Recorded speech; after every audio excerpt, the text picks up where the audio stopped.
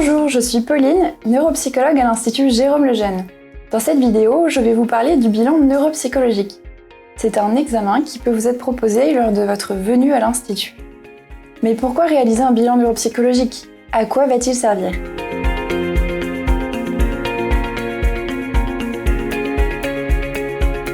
Le bilan neuropsychologique n'est pas prescrit au hasard. Il y a toujours une bonne raison. Chez l'enfant, cela peut être une aide à l'orientation ou au diagnostic ou encore pour adapter la prise en charge. Chez l'adulte, il permet de suivre l'évolution cognitive au cours du vieillissement. À l'Institut, c'est toujours le médecin qui en fait la demande. Cela permet d'identifier, voire de contrôler en amont les problèmes médicaux qui peuvent impacter la cognition. Par exemple, un sommeil de mauvaise qualité, dû à des apnées, pourra entraîner des difficultés d'attention ou de mémoire. Le neuropsychologue s'intéresse notamment à 3 dimensions spécifiques: les capacités cognitives de la personne, ses capacités adaptatives et le domaine psycho-affectif. En effet, dans les anciennes classifications, l'évaluation de la déficience intellectuelle se résumait au quotient intellectuel, alors qu'aujourd'hui la démarche est beaucoup plus complète avec un diagnostic clinique. Les dimensions adaptatives et psycho-affectives sont prises en compte, en plus de l'évaluation cognitive. Le patient ne se résume évidemment pas à un chiffre.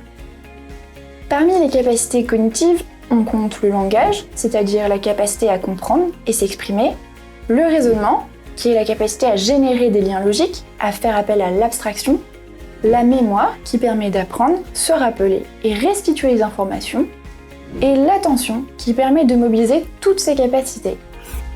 Les capacités adaptatives permettent d'interagir, de jouer, d'apprendre, de gagner en autonomie. Elles sont essentielles pour que la personne puisse s'intégrer et évoluer dans son environnement. Cela inclut par exemple l'autonomie quotidienne, l'apprentissage de la notion d'horaire ou bien encore la gestion de l'argent. Enfin, le neuropsychologue veille à ce que la personne évolue dans de bonnes conditions et va donc s'intéresser à son environnement. Ce dernier est-il suffisamment stimulant? Les attentes familiales et scolaires sont-elles proportionnées aux capacités du patient? Il sera attentif à repérer des éléments psychocomportementaux tels qu'une anxiété. Cela fait partie de l'aspect psycho-affectif.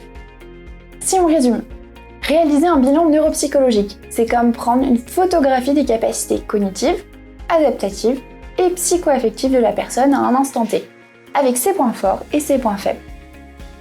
Le suivi tout au long de la vie proposé à l'Institut permet de suivre l'évolution du patient, comme autant de photos à différents moments de sa vie.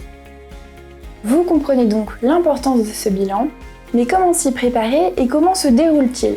On vous explique tout ça dans une seconde vidéo. J'espère que cette vidéo vous aura permis de mieux comprendre l'intérêt de réaliser un bilan neuropsychologique. Vous pouvez retrouver d'autres conseils sur notre site internet et suivre l'actualité de l'Institut Jérôme Lejeune sur notre page Facebook. À bientôt!